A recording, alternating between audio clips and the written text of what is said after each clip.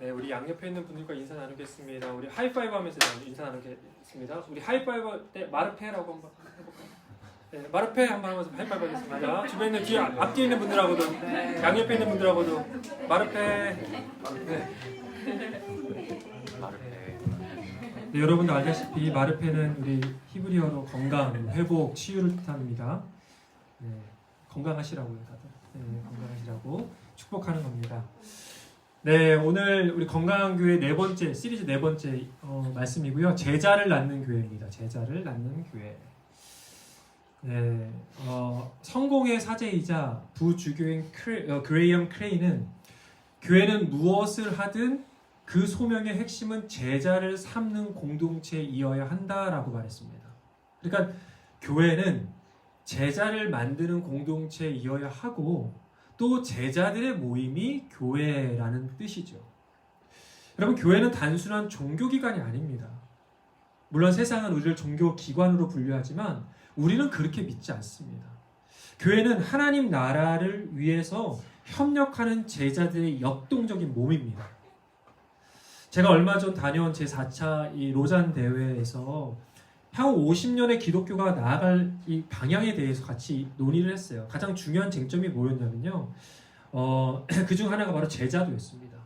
그러니까 향후 이 기독교가 50년 나아갈 방향 속에서 이 제자도가 너무나도 중요하다라고 선포를 한 거예요.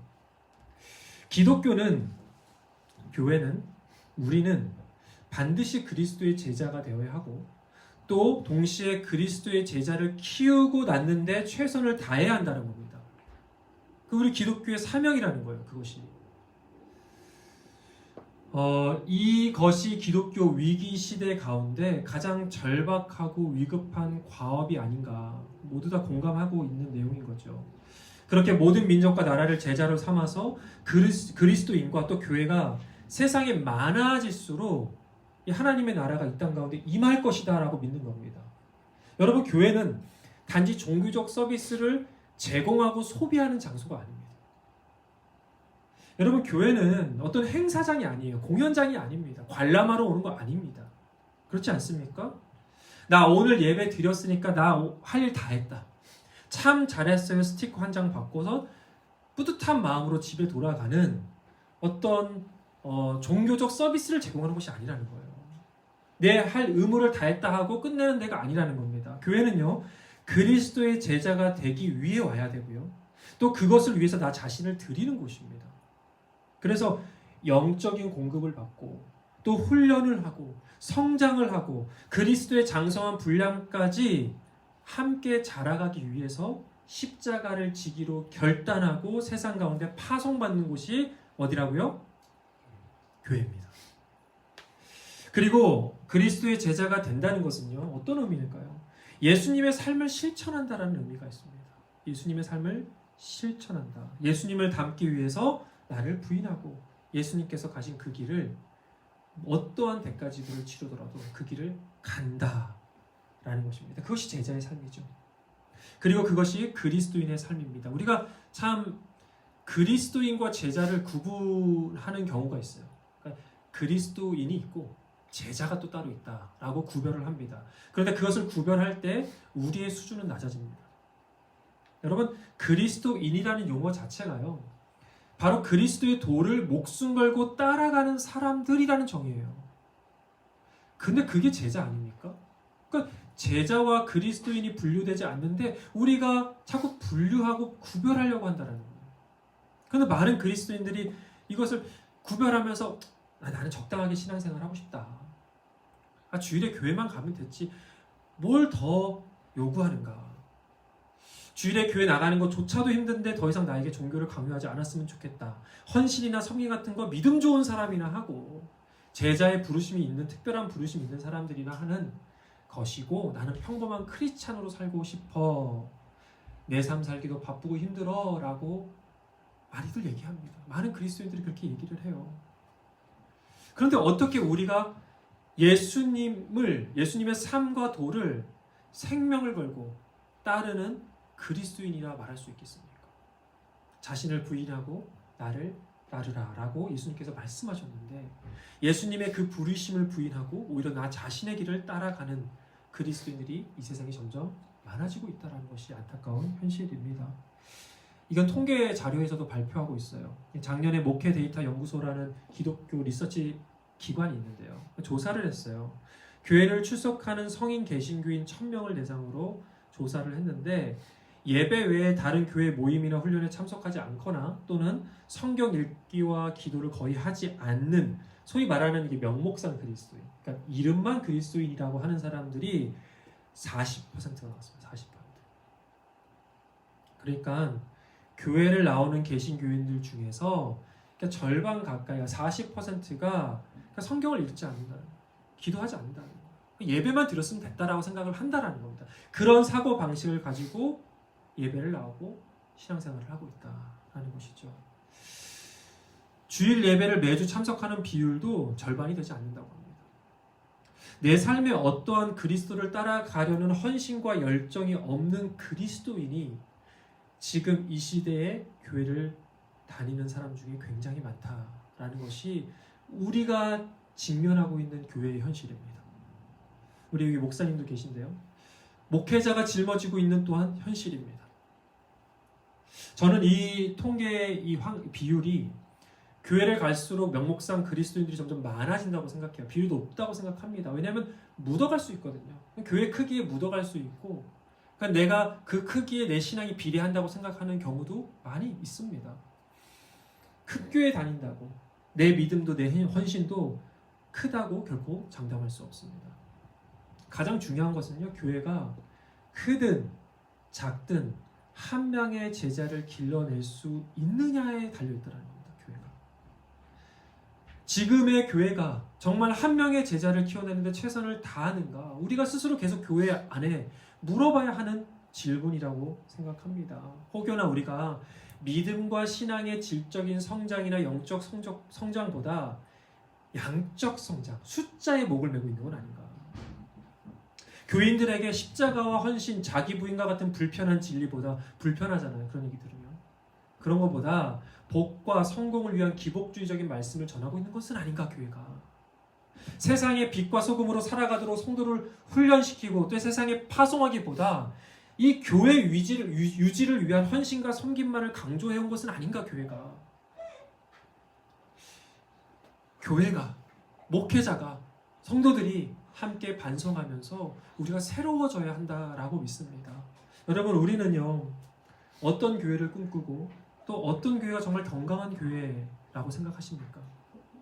저는 그리스도의 제자를 낳는 교회, 그리스도의 제자를 훈련시켜서 세상 가운데 파송하는 교회가 이 시대에 정말 가장 필요한 교회가 아닌가라는 생각을 합니다. 또 우리가 꿈꾸는 교회가 바로 이러한 교회가 아닌가 싶습니다. 사랑하는 여러분, 마르페 교회가 그런 교회가 되기를 소망합니다. 마르페 교회를 통해서 예수님의 제자들이 이 땅 가운데 정말 많이 일어났으면 좋겠습니다. 여러분들이 예수님의 제자가 되어서 세상 가운데 빛과 소금의 역할을 감당하기를 주님의 이름으로 축원합니다. 여러분, 오늘 말씀은요, 예수님께서 제자들을 부르시는 말씀이에요. 시몬 베드로, 그리고 그의 동생 안드레, 그리고 세베대의 아들 야고보와 또 그의 동생 요한을 제자로 부르시는 장면입니다. 그런데 예수님께서 그들을 부르실 때 나를 따르라 라고 말씀하셨습니다. 나를 따르라, follow me. 예수님은 단지 나를 믿어라 라고 하지 않았어요. 내 말을 들어라 라고 하지 않았습니다. 나를 알아라 라고 하지 않았어요. 나를 따라라 라고 했습니다. 따르라. 이 말의 의미가 뭘까요? 예수님은요, 그들을 부를 때 내가 하는 대로 그들을 똑같이 따라해라. 내가 가는 곳 똑같이 따라와라. 내가 하는 말과 행동을 똑같이 지키고 행하라 라는 전제로 따르라 라고 말씀하신 겁니다. 그건 무슨 말이에요? 나처럼 살아라. 나처럼 살아라. 여러분, 단지 교회를 다닌다고 해서 제자가 되는 건 아니죠. 제자 훈련 강의를 들었다고 해서 제자가 되는 게 아닙니다. 예수님을 따라 그 길을 같이 가고 그 삶을 같이 사는 그 사람이 바로 제자인 겁니다. 그래서 진짜 제자는요, 책상에 앉아서 제자 훈련 강의를 듣는다고 되는 게 아니라 삶의 현장에서 십자가를 지고 예수님처럼 살아가는 것, 그것이 바로 제자인 것이죠. 그래서 여러분, 우리 모든 삶의 현장이 바로 제자 훈련의 현장입니다. 교회만이 제자 훈련을 하는 곳이 아니고요, 우리가 있는 직장, 학교가 바로 제자훈련의 현장인 거예요. 예수님처럼 따라 살아가는가? 살아가고 있는가? 오늘 예수님께서 제자들을 부르실 때 제자들에게 사람을 낚는 어부가 되게 하겠다라고 말씀하셨습니다. 되라고 말씀하셨습니다. 제자의 사명에 대해서 말씀하셨습니다. 제자의 사명은 사람을 낚는 겁니다. 이 낚는다라는 말이 굉장히 부정적으로 사용이 돼서 낚였다 이러면 속았다 이런 거잖아요. 이 제자들이 낚인 게 아니고요. 제자의 사명은 사람을 낚는 것인데 이 낚는다라는 말은 뭐냐면 또 다른 제자를 낳아야 된다. 자, 이제 너네가 제자가 되고 싶어? 제자가 되는 길은 제자를 낳는 거야. 또 다른 제자를 낳아야 제자가 되는 것입니다. 그래서 교회의 사명도 제자를 만드는 것이 최우선 목표이고요. 제자가 되어서 우리 교인들이 성도들이 전부 다 나가서도 제자를 만드는 것이 우리의 사명입니다. 어떻게 교회 안에 제자가 없는데 우리가 제자를 만들 수 있을까요? 그래서 우리 가장 우선되는 목적은 제자가 되는 거예요. 목사도 제자가 되어야 되고요. 성도도 제자가 되어야 됩니다. 목사의 안수증이 제자라는 자격을 부여하지 않습니다. 목사도 제자가 되어야 합니다. 결국 우리 마르페 교회가 제자를 만드는 건강한 교회가 되려면요, 우리가 먼저 제자가 되어야 합니다. 제자가 되기를 힘써야 합니다. 제자가 되기로 결단해야 합니다. 그래서 우리 교회 오는 사람들마다 우리를 보면서 여기는 제자들이 있는 곳이구나. 또 제자가 되어야겠구나. 저렇게 살아야겠구나. 라고 할 때 정말 교회가 소망이 있는 거고요. 그런 교회가 정말 건강한 교회인 것입니다. 그런데 여러분, 여기서 정말 중요한 포인트는요. 그럼 제자가 어떻게 될까요? 어떻게 제자가 될 수 있을까요? 그 답을 성경에서 찾을 수 있습니다. 우리가 함께 마가복음 8장 34절에서 35절의 말씀을 같이 읽어보겠습니다. 크게 읽어보겠습니다. 시작. 그리고 예수께서 제자들과 함께 무리를 불러놓고 그들에게 말씀하셨다. 나를 따라오려고 하는 사람은 자기를 부인하고 자기 십자가를 지고 나를 따라오라. 누구든지 제 목숨을 구하고자 하는 사람은 잃을 것이요 누구든지 나와 복음을 위하여 제 목숨을 잃는 사람은 구할 것이다. 아멘. 많은 사람들이 제자가 되기를 꺼리끼는 이유는요, 십자가를 지어야 하기 때문입니다. 그리고 십자가를 진 사람이 바로 제자입니다. 여러분, 십자가를 진다는 것은 무슨 뜻일까요? 독일의 신학자 디트리 보네퍼 목사님은요, 십자가를 진다는 게 어떤 의미인지를 얘기해 줬는데요. 뭐라고 하셨냐면 그리스도께서 우리를 부르실 때 와서 죽으라고 명령하신 것이다. 좀 세죠? 무섭죠? 근데 이 말이 맞습니다. 십자가를 지라는 것은 결국 죽으라는 겁니다. 무섭습니다. 어떻게 죽으라고 우리에게 말씀하실 수 있지? 그런데 여러분, 십자가를 지지 않으면 부활도 없고 능력도 없고 또 제자가 될 수 없습니다. 이게 기독교의 진리입니다. 진짜 그리스도인이 되기 위해서는 십자가를 지고 죽어야 한다라고 말합니다. 우리는 결코 십자가를 지지 않고서는 이 어두운 세상을 밝히 비추는 빛이 될 수가 없습니다. 결코 이 세상에 소금으로 살아갈 수가 없습니다. 십자가가 없는 그리스도인은 결코 그리스도인인 적이 없습니다. 여러분, 그걸 아셔야 됩니다. 십자가를 지지 않는 그리스도인은 없다. 제가 어렸을 적에 경험한 일인데요. 저희 할머니께서 같이 사셨어요. 저희 가족이 같이 사셨는데 할머니께서 저를 위해서 계란 후라이를 해주셨어요. 계란 후라이, 좀 발음이 좀 그렇긴 한데 후라이를 해주셨는데, 근데 먹고 있는데 맛이 이상한 거예요. 이 맛이 이상한데? 뭔가 닝닝하면서도 느끼한 맛이 계속 나는 겁니다. 이거 이상해. 그래서 할머니한테 물어봤어요. 할머니, 이거 뭐 넣은 거예요? 라고 물어봤어요. 그러니까 할머니가 소금 넣었어 라고 말씀하신 거예요. 그래서 양념통을 보여주셨어요. 그래서 열어봤는데 미원이었어요.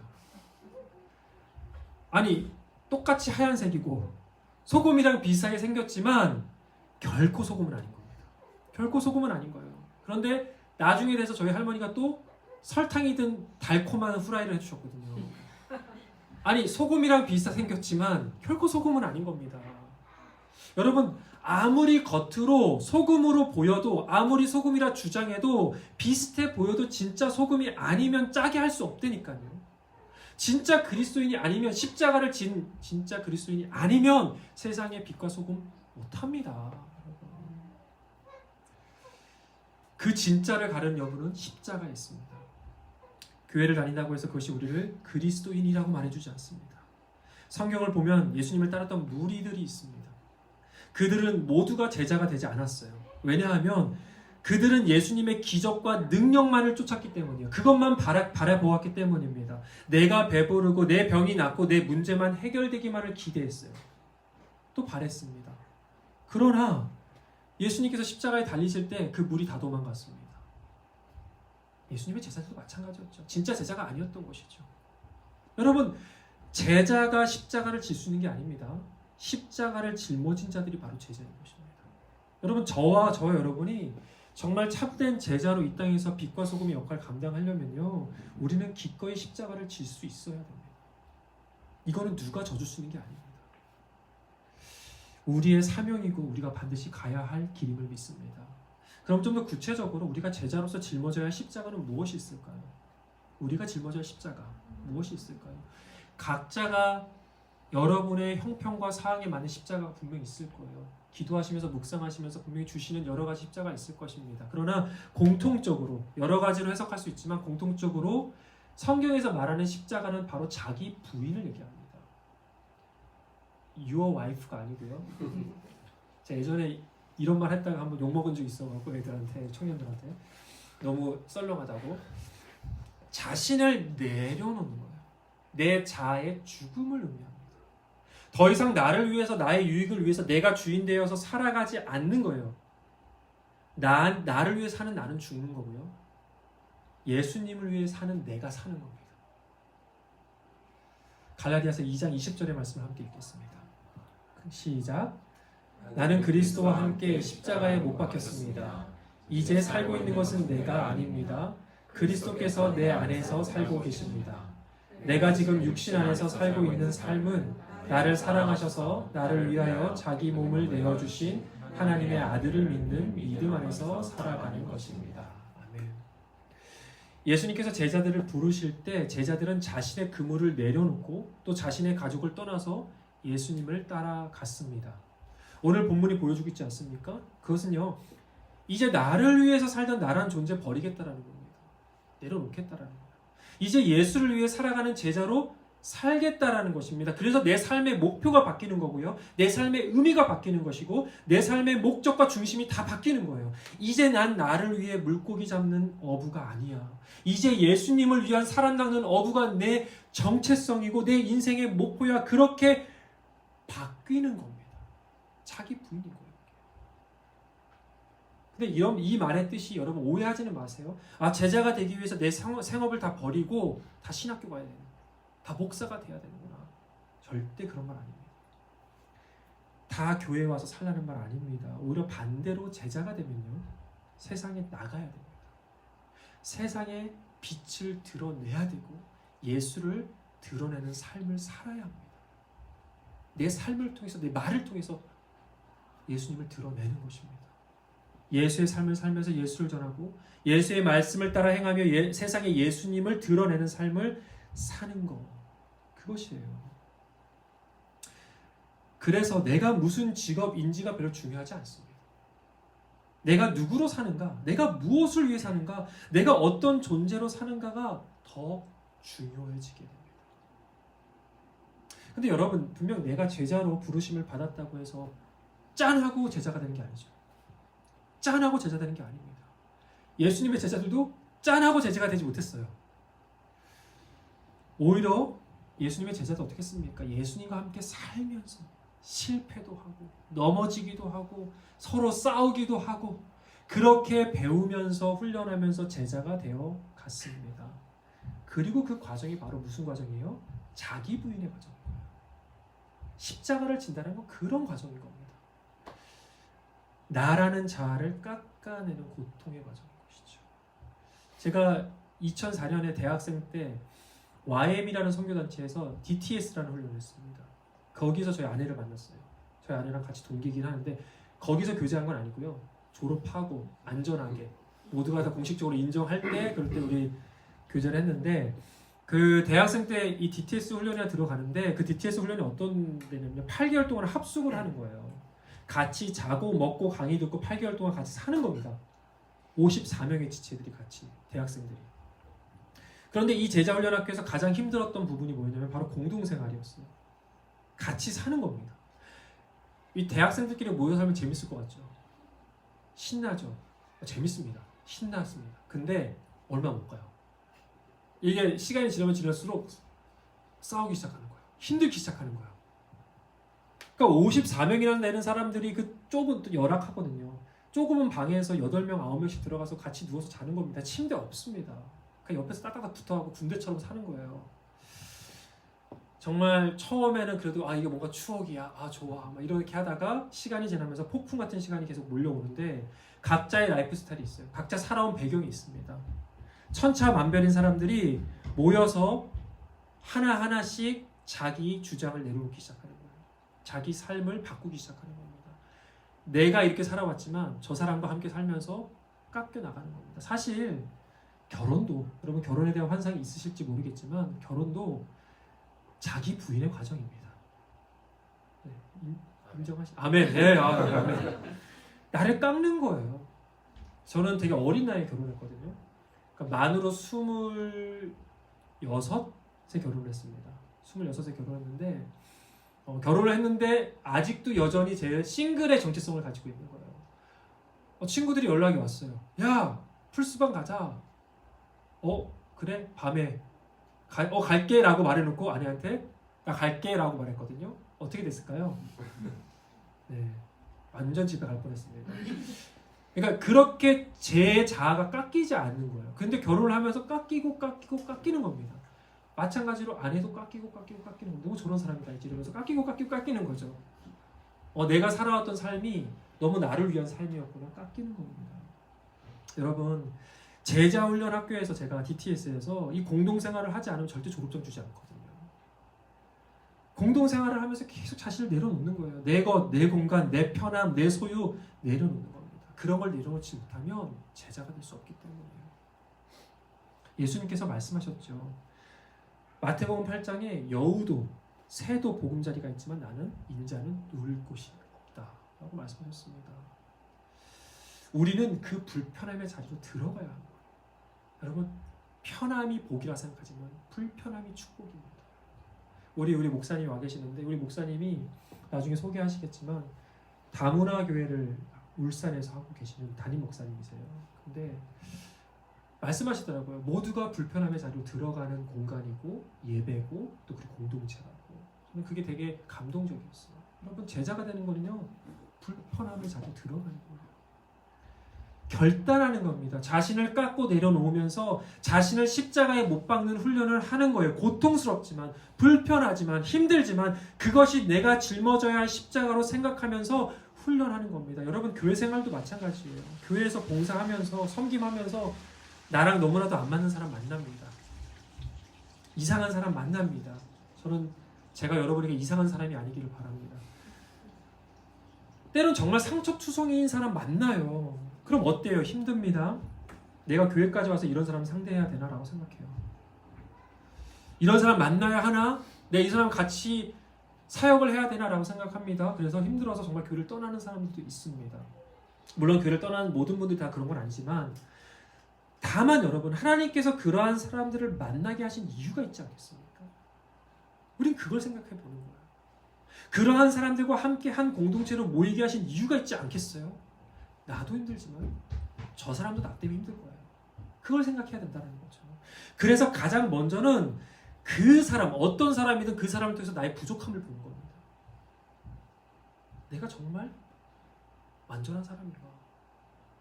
내 안에 있는 작디작은 이해와 용납의 폭을 직면하는 겁니다. 나 자신을 깎는 그렇게 훈련을 하는 거예요. 그러면서 어떻게 됩니까? 나의 그릇을 넓히는 겁니다. 힘들고 고통스러운 과정을 지나면서 우리는 제자가 되어 가는 겁니다. 나랑 딱 맞고 나를 다 이해할 수 있는 사람 만나면 좋겠죠. 결혼도 그렇게 못하거든요. 결혼도 그렇지 않습니다. 여러분, 교회는 죄인들의 공동체입니다. 모두 다 성령 안에서 공사 중인 훈련받는 사람들입니다.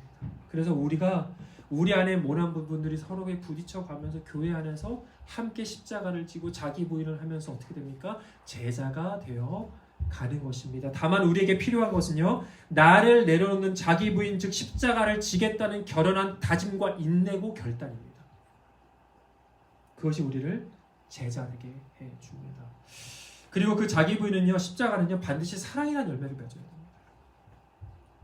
자기 부인이 단순한 자기 절제에서 끝나고 자기 반성에서만 끝난다면요, 공동체나 지체들에게 큰 유익을 주지 못해요. 그런데 그 자기 부인을 통해서 내가 결국 사랑이라는 열매를 맺는다면요, 나의 십자가는 또 다른 생명을 낳는 것입니다.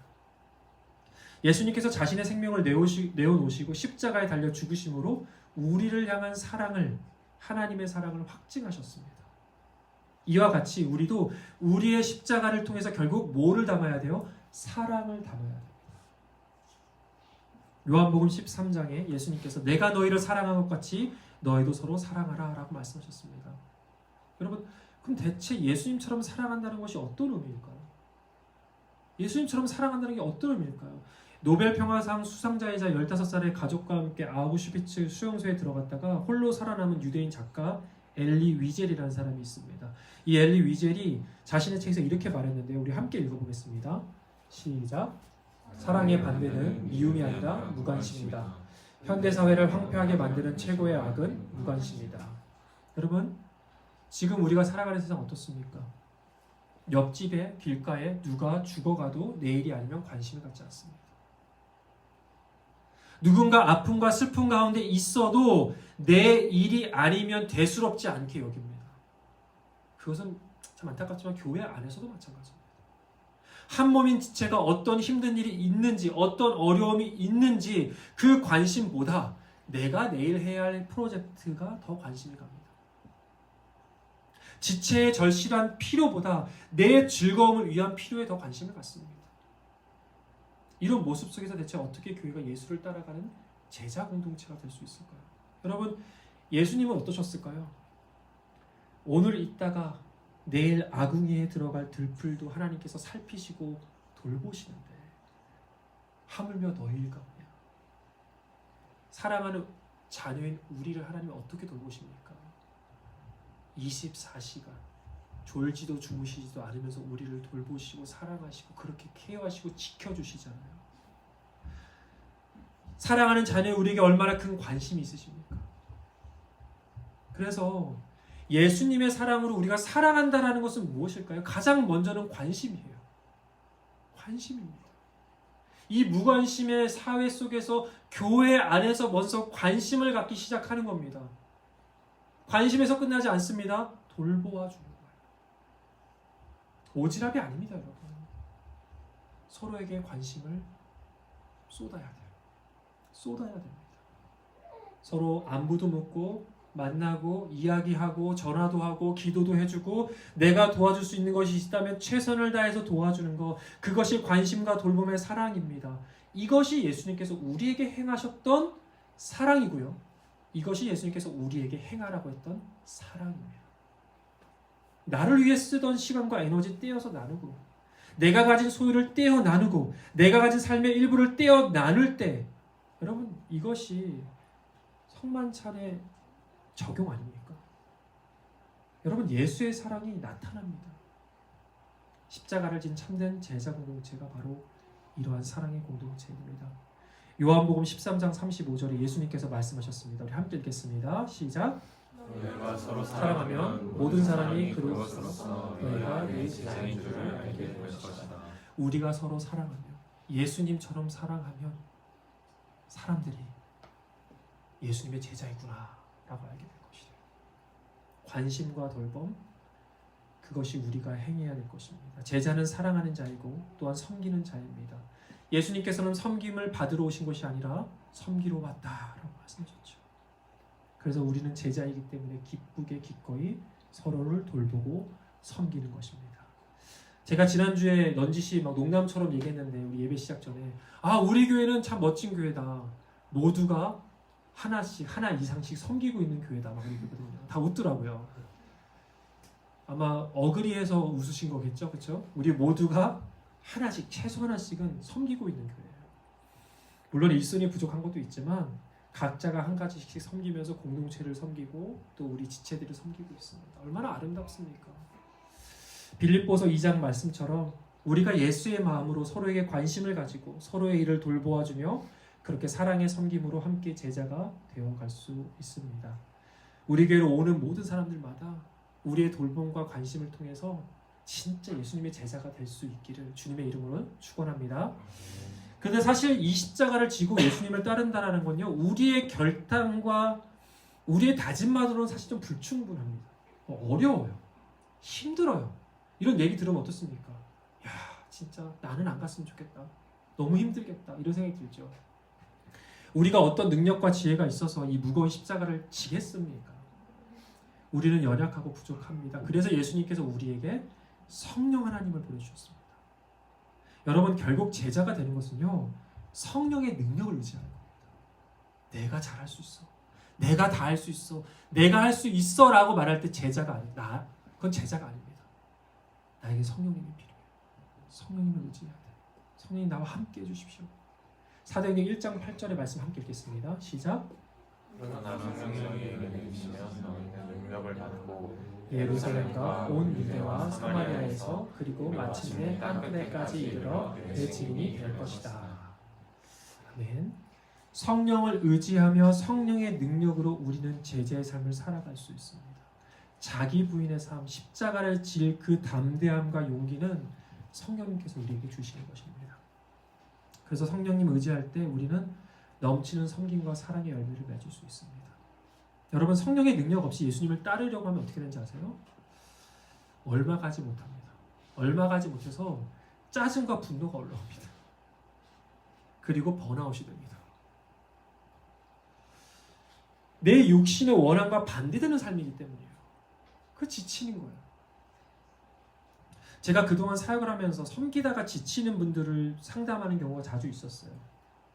번아웃이 왔다고 저를 찾아오시는 분들을 자주 상담했습니다. 그런데 이야기를 나누다 보면 그러한 분들의 공통점이 있어요. 공통점이 뭐냐면 기쁨이 없더라고요. 기쁨이. 그러니까 섬김에 기쁨이 없는 거예요. 어떻게 해요? 의무적으로 짜내는 거예요. 기쁨이 없으니까 일처럼 느껴지고 보람도 없고 그러다 보면 아름다워야 할 섬김이 가장 귀찮고 어쩔 수 없는 일이 되어버립니다. 여러분, 그런데 왜 기쁨이 없을까요? 물론 그런 분들이 개인적인 어려움이 있을 수도 있습니다. 그렇지만 이유가 어떻든 이야기를 계속 나누다 보면은 결국 대부분은 성령님께서 주시는 기쁨이 아니라 자신의 힘으로 자신의 의무로 이 섬김을 하고 있다는 것을 발견하게 됐다는 거예요. 사실 교회에서 섬기는 일 중에 막 고난이도 이런 거 없잖아요. 막 특별하게 능력이 있어요. 막 기술이 요구되는 그런 섬김 별로 없지 않습니까?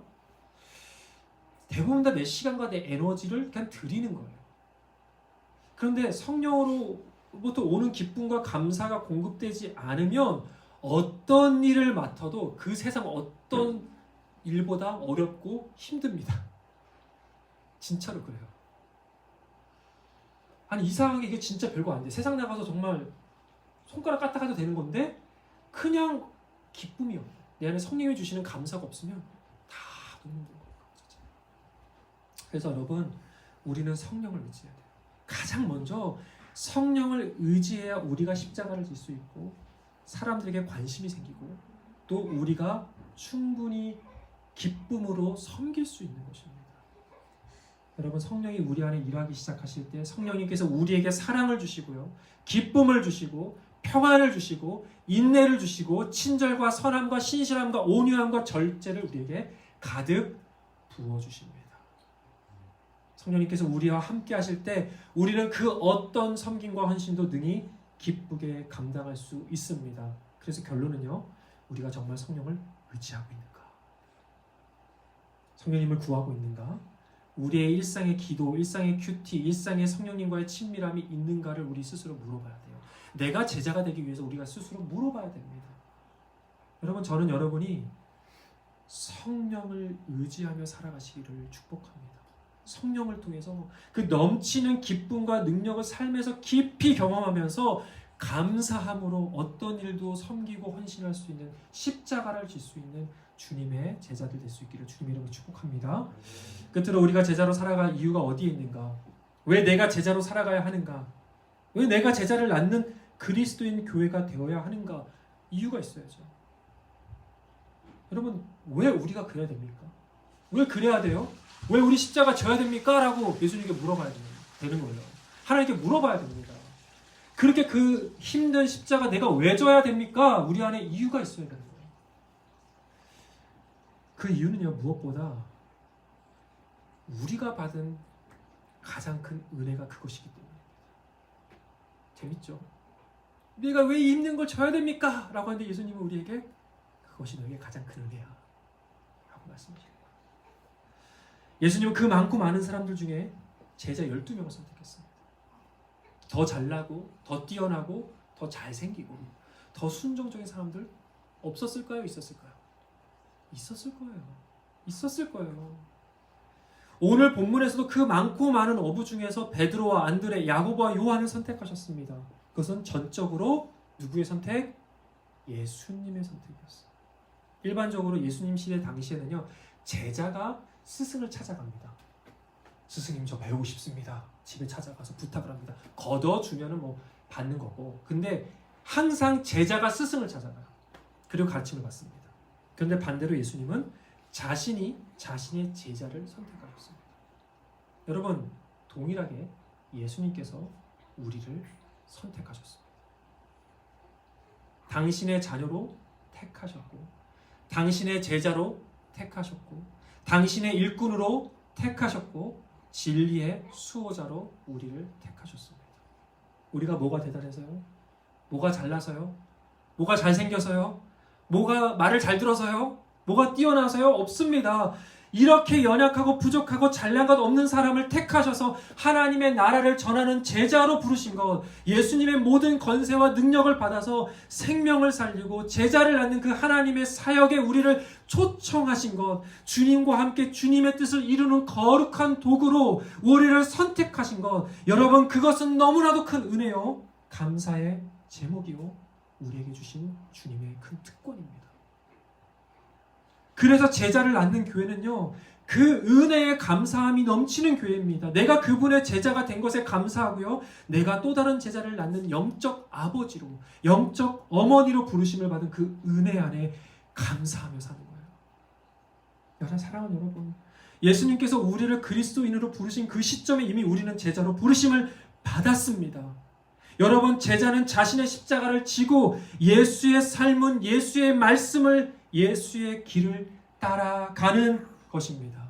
관심과 돌봄, 섬김과 사랑의 삶을 살아가며 저와 여러분을 통해 또 다른 제자가 우리의 삶의 모든 현장에서 세워지는 놀라운 역사가 일어나기를 주님의 이름으로 축복합니다. 우리 마르페 교회가 그러한 역사의 주인공이 되기를 주님의 이름으로 축복합니다. 우리 함께 기도하겠습니다.